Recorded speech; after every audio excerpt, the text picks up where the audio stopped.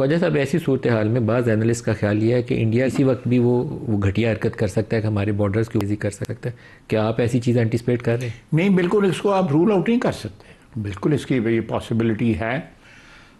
लेकिन हम जब भारत के साथ हमारा ये इनकाउंटर हुआ आज से कुछ महीने पहले,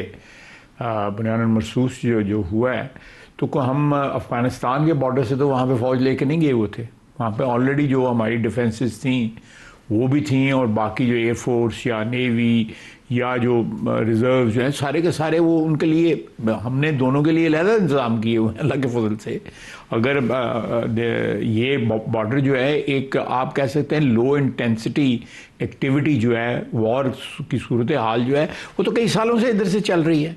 वहाँ से लोग आते हैं, हमलावर होते हैं, काबुल की बाकायदा आशीर्वाद के तहत आते हैं। 9/11 के बाद से आपकी फ़ौज है सारे इस इलाके के अंदर। पहले तो ये इस बॉर्डर का ये फौज नहीं था, पहले तो इस बॉर्डर पे हमारी फौज नहीं होती थी। वो बॉर्डर पुलिस वगैरह ये वो लोग होते थे, बल्कि पासपोर्ट की भी ज़रूरत नहीं होती थी अफ़गानिस्तान। देखें, आप अगर 50 की दहाई में चले जाएँ या 60 की दहाई में चले जाएँ, इवन 70 की दहाई में चले जाएँ, तो पाकिस्तानी ट्रैफिक जो थी बावजूद कशीदगी के उनके साथ ताल्लुकात को हमारे इतने काबिल रश्क नहीं थे,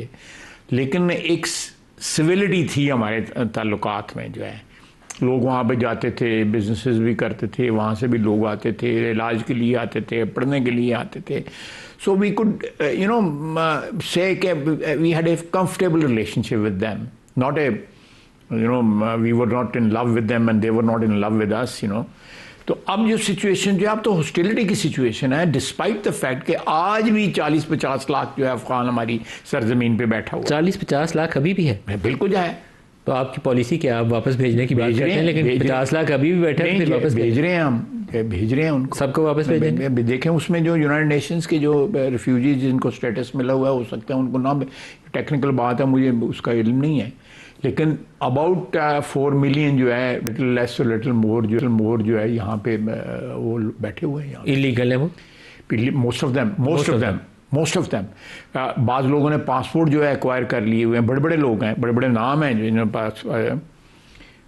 आई वोंट बी सरप्राइज के बड़ी बड़ी ऊंची जगहों पे वो पहुँच भी गए हों, अदारों में भी पहुँच गए हों। तो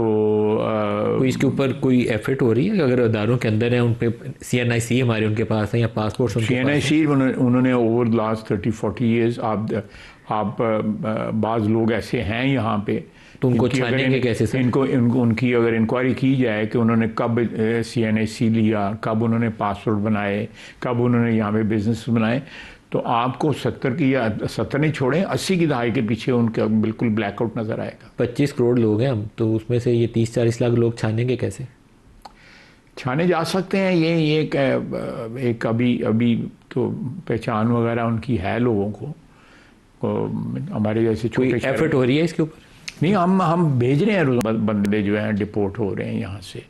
और डिपोर्ट होते जाएंगे और इनकी तादाद बढ़ेगी। We will not no more tolerate their presence on our loyalty. जब उनकी नहीं है हमारे साथ जो है, और जब हम एक जंग में इस वक्त मसरूफ़ हैं अफ़गानिस्तान के साथ, उस दौरान जो है ये फिफ्थ कॉलमिस्ट जो हैं हम यहाँ पर रख लें, तो ये तो आप 2 महाजों की बात करते हैं, इंटरनल महाज भी जो है खड़ा हो सकता है, खुदा न खास्ता। इंटरनल चैलेंजेस और भी हैं, मैं अभी आपसे उस पर पूछता हूँ, अल्लाह पाक रहम करे, इस वक्त सूरत हाल बहुत अच्छी नहीं है, लेकिन सर 2 फ्रंट वॉर जो है, कभी एज डिफेंस मिनिस्टर आपने कोई मीटिंग प्रिजाइड की इसके ऊपर, या प्राइम मिनिस्टर ने, कि अगर ये सिचुएशन हो तो हमने कैसे डील करना है? नहीं, स्ट्रेटजी इसकी है,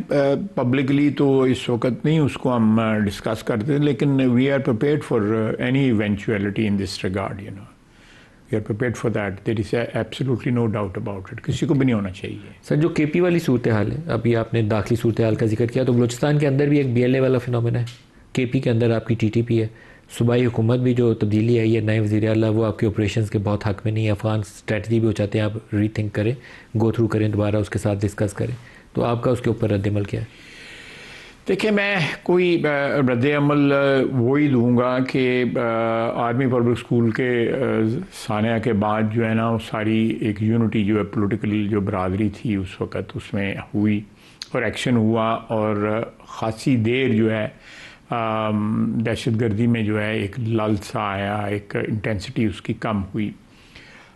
मेरा अपना ख्याल है कि इस वक्त भी जो है अगर लीडरशिप जो है पॉलिटिकल लीडरशिप इकट्ठी एक प्लेटफॉर्म पे और जो लोग कहते हैं कि उनसे मुज़ाकरात होने चाहिए, मेरा ख्याल है कि वो अफ़गान जो तालिबान जो हैं या जो टीटीपी है तालिबान पाकिस्तान वाले जो हैं, वो दोनों उनकी जो सीयत को कमज़ोर कर रहे हैं कि अगर वो लोग उसके हामी हैं मुज़ाकरात के,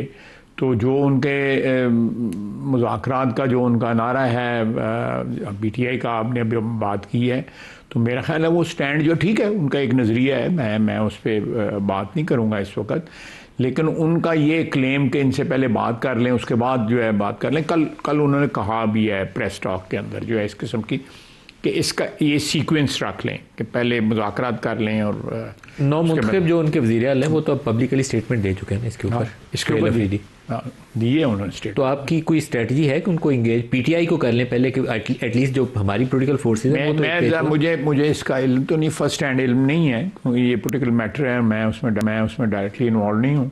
लेकिन अगर ये ऑप्शन इन्हांस एग्जॉस्ट करना चाहते हैं आपके, उनको कहें कि जी आप जो है जो आपकी जो वो बातचीत का जो है उनको बताया जाए कि ये बातचीत जो है इन हालात में क्या हो सकती है बातचीत, जब उनके हाथ जो हैं अमन में, ये तो अब तो जंग शुरू हुई है ना आपस में, लेकिन अमन के दौरान जो है वो आके हमारे फौजी जो हैं जवान बच्चे जो हैं सिपाही हैं ऑफिसर्स हैं जेसीओज हैं वो शहीद हो रहे हैं, रोज़ाना शहीद हो रहे हैं। हाउ कैन यू जिस हाथ पे हमारा खून लगा हुआ है हम उनके हाथ किस तरह मिलाएं उनके साथ। सर एक कौम का बेटा शहीद हो जाए ना तो उस पर पूरी कौम को खड़ा हो जाना चाहिए। यहाँ रोज़ाना हम 5-5-10 मुझे बड़ा दुख है कि हम इक़्तिदार के लिए जो है कितनी भयानक किस्म की जो है ना स्टैंड लेते हैं, जो किसी भी मुहब्बे वतन मुल्क के अंदर जहाँ पे मुहब्बे वतन रहते हों वहाँ पे इस किस्म का स्टैंड नहीं लिया जाएगा जस्ट बिकॉज कि आपकी कोई एफिनिटी है उनके साथ। तो ये वो जो खून बहा रहे हैं वो किसी एक सूबे के लोगों का खून नहीं बना, पाकिस्तानियों का खून बहा रहे हैं वो, और उसमें जो है केपी के लोग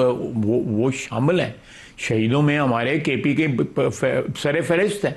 इसी तरह बलूचिस्तान में भी। तो मैं वो तो कोई तफरीक नहीं कर रहे कि ये किस सूबे के हैं, वो कह रहे हैं ये फौजी हैं और सिविलियन हैं, सिविलियन भी शहीद हो रहे हैं ना। तो मेरा अपना ख्याल है कि जो इख्तलाफात अपनी जगह शदीद इख्तलाफात हैं, सियासी इख्तलाफात जो हैं, लेकिन ये एक कौमी मसला है, ये एक नेशनल इशू है, इसके ऊपर कौम जो है ना बिल्कुल 100% इत्तफाक होना चाहिए और उसके लिए कोई एफर्ट भी करना चाहिए तो ज़रूर होना चाहिए। ये सही है बात, एक शहादत के ऊपर भी ना पूरी नेशनल यूनिटी होनी चाहिए, इस पर कोई डिबेट नहीं है। बिल्कुल कोई डिबेट नहीं, इसके ऊपर एक बड़ा स्ट्रॉन्ग मैसेज आएगा पॉलिटिकल लीडरशिप जो है अगर मिल जाए। आप तो सर आप एक कन्वीन क्यों नहीं करते, आप इनवाइट करें उसको, जो पीटीआई की लीडरशिप बाहर बैठी है, गौहर साहब हैं, अली मीन है, जो नए नौ मुंतखब हैं, लेट्स सी हो सकता है कोई इस तरह का कोई इनिशिएटिव जो है, मैं अभी तो नहीं, मे बी अगले हफ्ते मैं आपको कोई इसके ऊपर बात बता सकूं जो है। तब अगर आप पेशरफ्त करेंगे तो ये पाकिस्तान के मफाद में आपकी एक आवाज़ जाएगी तो दूसरी तरफ वो सुनी जाएगी। नहीं मैं बिल्कुल, लेकिन ये in while killing is going on और while the clashes are going on, हम तो इस किस्म की जो गुफ्तो शनीद को जो है वो कभी भी दुनिया में कहीं भी जो है उसको रूल आउट नहीं किया जाता, लेकिन इन सर्कमस्टांसेस के अंदर जो है अगर गुफ्तो शनीद करके कोई ऐसा सिग्नल नहीं जाना चाहिए कि हम कोई उनके मरहूब हो गए हैं या कोई ऐसा, कथित तौर पे नहीं, हम जो वो कीमत जो वो अदा कर रहे हैं वो हमसे कहीं ज़्यादा अदा कर रहे हैं, both man and otherwise also, वो बहुत कीमत अदा कर रहे हैं।